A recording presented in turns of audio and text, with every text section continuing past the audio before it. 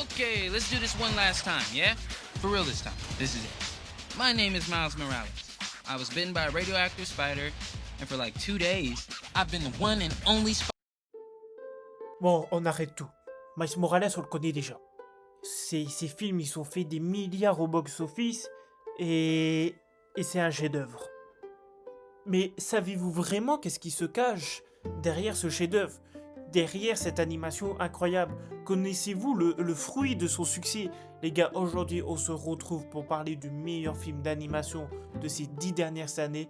Je parle bien de Spider-Man Into et Across the Spider-Verse. N'oublie pas de t'abonner et de liker et on est parti.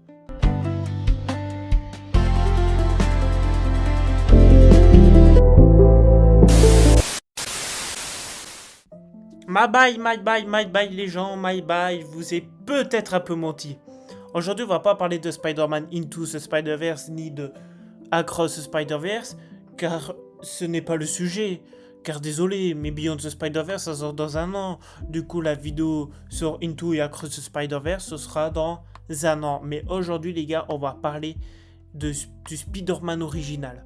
On va parler de Peter Parker et de sa création jusqu'à aujourd'hui et comment Spider-Man Brand New Day va nous proposer un des plus grands films, que dis-je, le plus gros film Spider-Man Accurate Comics Book. Du coup, on va parler des années 1962 jusqu'à aujourd'hui. Ne vous inquiétez pas, le format va rester court comme d'habitude. Juste n'oublie pas de liker et t'abonner et on est parti pour parler des années 1962 à 2000. En 1962, Stan Lee veut un adolescent en tant que héros. Durant cette époque, les adolescents ont été surtout considérés comme le second du héros principal.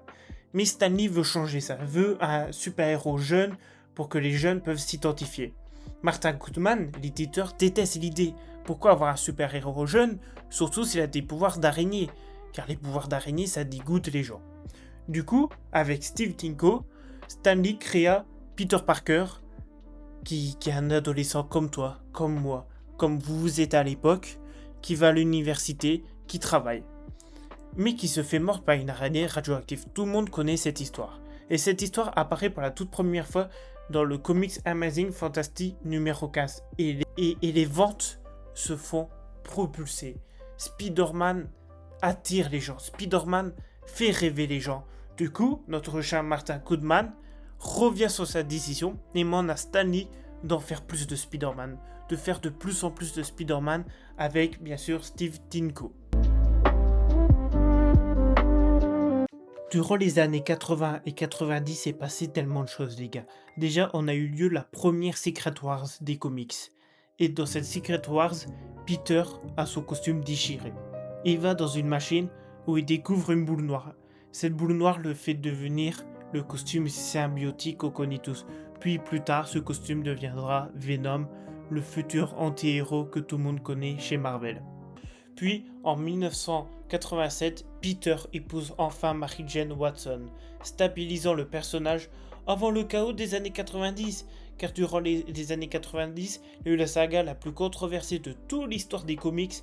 Je parle bien sûr de la saga des clones, et dites-vous, certes ça a été controversé, mais ça ne leur a pas empêché de refaire la même avec Miles Morales en 2000 je sais plus combien. Quand vous regardez un film Spider-Man, les films Spider-Man changent toujours quelque chose dans le cinéma. Par exemple, à l'époque de Sam Raimi, quand les 3 premiers films sont sortis, ça a prouvé que le super-héros peut atteindre des chiffres énormes au box-office. Puis arriva 2018, et en 2018, qu'est-ce qu'on a eu? On a eu Into the Spider-Verse, un film d'animation sur Spider-Man. Et quand on regarde Into the Spider-Verse, l'animation n'est pas cohérente avec les autres personnages du film, et ça a prouvé au cinéma que l'animation n'a pas besoin d'être réaliste. Puis arriva No Way Home. No Way Home a pu permettre de montrer que le fan service rapporte des milliards au box-office, et du coup, après ça, ces 6 dernières années, on a eu que du fan service dans les gros films à grosse production.